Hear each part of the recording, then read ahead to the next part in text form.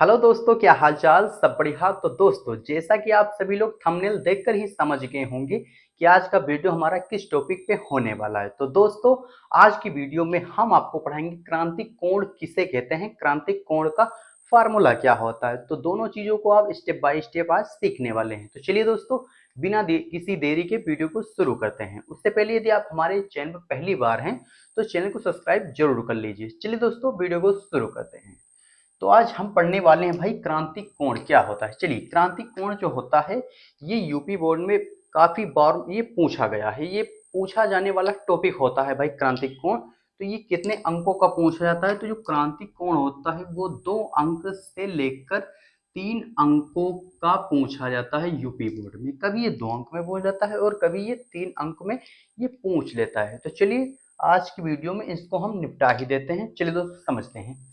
उससे पहले मैं आपको ये बता दूं कि जो क्रांतिक कोण की जो डेफिनेशन होती है, बहुत से स्टूडेंट जो होते हैं भाई डेफिनेशन रटना बहुत उनको अच्छा लगता है। भाई डेफिनेशन आप मत रटिए, आप समझने की कोशिश कीजिए, चीज़ों को समझिए। अब यदि आप रटते हैं तो वो ज़्यादा टाइम तक वो आपके दिमाग में नहीं रह पाता है, इसलिए आप इसको रटेंगे नहीं। आज मैं आपको ऐसे तरीके से समझाऊंगा कि डेफिनेशन आपको रटना बिल्कुल से भी नहीं है। चलिए दोस्तों, वीडियो को शुरू कर देते हैं। आपको रटना बिल्कुल नहीं पड़ेगा। चलिए समझिएगा यहाँ पर। चलिए, तो दोस्तों चलिए आपको डायग्राम की सहायता से हम समझाते हैं। चलिए, ये क्या है आपका। चलिए, जहाँ आप लोग जानते होंगे ये क्या है। एक मान लीजिए एक पृष्ठ है। क्या है? एक माध्यम है। क्या है? एक माध्यम समझ लीजिए आप, ये एक माध्यम है। चलिए ठीक, तो ये एक माध्यम हो गया। अब आपको पता होगा, क्या पता होगा। चलिए, जो माध्यम होता है, चलिए हम सभी चीज को लिख देते हैं। तो नीचे कौन सा माध्यम है, तो नीचे हम मान लेते हैं माध्यम जो हमारा है वो क्या है, कांच है। क्या है? कांच है। कांच नहीं, जी जी, जी फॉर ग्लास हो गया, ये कांच हो गया। ठीक, नीचे का माध्यम मान लेते हैं ये क्या है, कांच है। और जो ऊपर का जो हमारा माध्यम होता है वो क्या है, उसको हम मान लेते हैं वायु। क्या है? वायु यानी एयर। ऊपर का माध्यम जो हमारा वायु है और नीचे का माध्यम कांच। तो ऊपर का जो माध्यम होता है ये कौन सा माध्यम कहलाता है, तो ये माध्यम आपका कहलाता है विरल। कौन सा माध्यम? विरल माध्यम। विरल माध्यम कहलाता है, विरल माध्यम। चलिए ठीक। और नीचे का माध्यम जो कांच है वो कौन सा माध्यम हमारा कहलाता है, तो वो कहलाता है हमारा सघन माध्यम। कौन सा? सघन माध्यम कहलाता है, सघन माध्यम।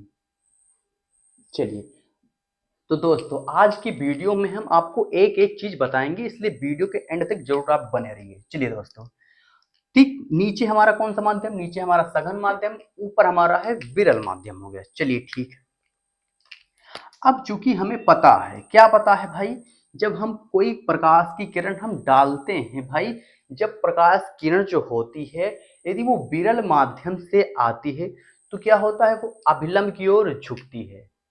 और जब हम सघन माध्यम से किरण डालते हैं भाई, सघन माध्यम से जब प्रकाश किरण जाती है तो वो अभिलंब से दूर हटती है। ये आपको पता होगा भाई, छोटी छोटी चीज आपको पता होंगी, लेकिन जिसे नहीं पता है वो भी इस चीज को जान ले। चलिए दोस्तों, यहाँ सघन माध्यम से एक किरण चली, एक किरण हम सघन माध्यम से एक किरण यहाँ पर जाती है तो क्या होता है, यहाँ पर एक हम अभिलंब खींच लेते हैं, अभिलंब मान लेते हैं यहाँ पर एक, ये आपका हो गया क्या, अभिलंब।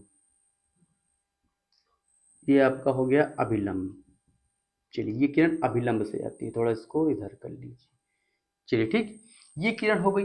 अब जो ये किरण होती है, इस किरण को जाना चाहिए था सीधे, लेकिन ये सीधे नहीं जाती है। क्यों नहीं जाती है? क्योंकि सघन माध्यम से जब कोई किरण जाती है, सघन माध्यम से किरण जब कोई विरल माध्यम में जाती है तो वह क्या होती है, अभिलंब से हटती है, अभिलंब से वो दूर हटती है।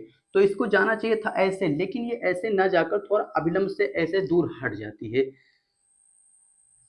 इस तरह से ये दूर हटती है, दूर हटती है। तो ये जो घटना होती है कहाँ होती है, अपवर्तन में होती है भाई। जो सघन माध्यम से जब हम कोई किरण डालते हैं जो विरल माध्यम में जाती है तो अभिलंब से वो दूर हटती है, जबकि जब हम विरल माध्यम से कोई किरण डालते हैं सघन माध्यम में तो अभिलंब की ओर वो झुकती है। चलिए यहाँ पर समझिएगा, यहाँ पर देखिए कोण बनता है, कौन सा इधर कोण बनता है, तो इधर जो कोण बनता है वो कौन सा कोण होता है, चलिए यहाँ पर देख लीजिए, इधर जो बनता है वो अपवर्तित अपवर्तन कोण होता है। अपवर्तन कोण। कौन सा कोण? अपवर्तन कोण बनता है, अपवर्तन कोण, जिसे आर से प्रदर्शित करते हैं। किससे प्रदर्शित करते हैं? आर से प्रदर्शित करते हैं। और नीचे हमारा जो ये कोण बनता है, ये कौन सा कोण होता है? तो ये होता है आपतन कोण। यहाँ पे देखिए, आपतन, कौन सा कोण होता है? ये आपतन कोण है। आपतन कोण ये बनता है, जिसे आई से प्रदर्शित करते हैं, आपतन कोण। तो यहाँ पर आपको एक चीज समझने वाली है। कौन सी चीज है? कि जब हम आई यानी आपतन कोण जो है, इसका जब हम मान बढ़ाते हैं, तो जो आर का मान होता है ये भी स्वतः बढ़ता है। यानी जब आई का मान हम बढ़ाएंगे तो आर का मान बढ़ेगा। चलिए देखते कैसे बढ़ेगा। जैसे ये एक किरण गई भाई, ये अभिलंब से दूर हटी, तो जब इसका जो मान यहाँ पर आप देखिए कि यहाँ अभिलंब से और इस किरण के बीच की दूरी आप मान लीजिए कि ये 5 सेंटीमीटर है, और इधर भी वो कितनी सेंटीमीटर है? इधर भी 5 सेंटीमीटर है, आप मान लीजिए, ठीक। तो जब इसके मान को हम बढ़ाते हैं, इसका जब हम 10 सेंटीमीटर करेंगे, तो ये किरण को जो है, यहां से किरण गई तो ये भी किरण जो है क्या होता है? इसका भी मान बढ़ता है, यानी इधर पे आ जाती है। जब हम और इसको हम बढ़ाएंगे, यानी इसको जब हम इधर ले जाएंगे, यहां से होकर जाएगा। और भी बढ़ाएंगे इसके मान को, यदि हम कुछ और बढ़ाते हैं, तो ये एक समय बाद जो इसका मान, ये इधर इसी पर जाएगी। ये जो माध्यम है, इसी पर से ये किरण जाती है। तब जब इस पर सिर्फ जाने लगती है, तो इसका जो कोण होता है वो कितने एंगल का हो जाता है? वो हो जाता है आपका 90 एंगल। कितने डिग्री का कोण तब बनता है? तब तो ये कोण जो है जब 90 डिग्री का हो जाता है, यानी आर का मान जो होता है वो 90 डिग्री का जब हो जाता है, तब कौन सा कोण बनता है? तब बनता है आपका क्रांतिक कोण बनता है, यानी क्रिटिकल एंगल तब बनता है। चलिए इसको मिटा देते हैं, आप समझ नहीं पाएंगे, इसको हम सही कर देते हैं। ये किरण कैसे जाती है? चलिए ये हो गई, और ये इसी पर जाएगी, तभी बनता है आपका क्रांतिक कोण, तभी बनता है। चलिए ये इसको सही कर देते हैं। यहाँ पर इधर का जो आई हो गया, और इधर का जो कोण होता है आपका, यानी कि ये कौन सा हो जाता है? ये आर हो जाता है। चलिए तो चलिए तो यहाँ तक की बात आपको समझ में आई होगी। यदि आप ये डायग्राम समझ लेते तो डेफिनेशन आपको और कहीं से नहीं लिखना है। डेफिनेशन चलिए इसी से हम लिखते हैं। डेफिनेशन इसकी क्या है? डेफिनेशन चलिए इसी में देखिए कि ये कौन सा माध्यम, अभी आपको हमने बताया है कौन सा माध्यम? सघन माध्यम। सघन माध्यम में बना हुआ आपतन कोण, ये देखिए, सघन माध्यम में बना हुआ आपतन कोण, जिसके लिए विरल, ये कौन सा माध्यम? विरल माध्यम में बना अपवर्तन कोण, विरल माध्यम में बना अपवर्तन कोण जब 90 डिग्री पर हो, विरल माध्यम में बना अपवर्तन कोण 90 डिग्री का हो, तो उसे ही क्रांतिक कोण कहते हैं। क्या कहते हैं? उसे क्या कहते हैं? उसे ही क्रांतिक कोण कहते हैं। तो चलिए दोस्तों, हम इसकी जो डेफिनेशन है वो आपको लिख दे रहे हैं, आप समझ जाइएगा। चलिए यहाँ से हो गई। चलिए इसको हम थोड़ा मिटाल दे रहे हैं। चलिए इसके डेफिनेशन लिख लेते हैं। क्या है डेफिनेशन? सघन सघन माध्यम में बना में बना वह आपतन कोण जिसके कोण जिसके लिए विरल विरल माध्यम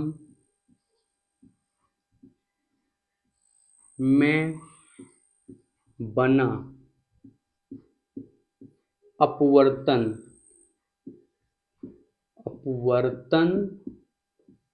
कोण 90 डिग्री हो, 90 डिग्री हो, तो उसे क्रांतिक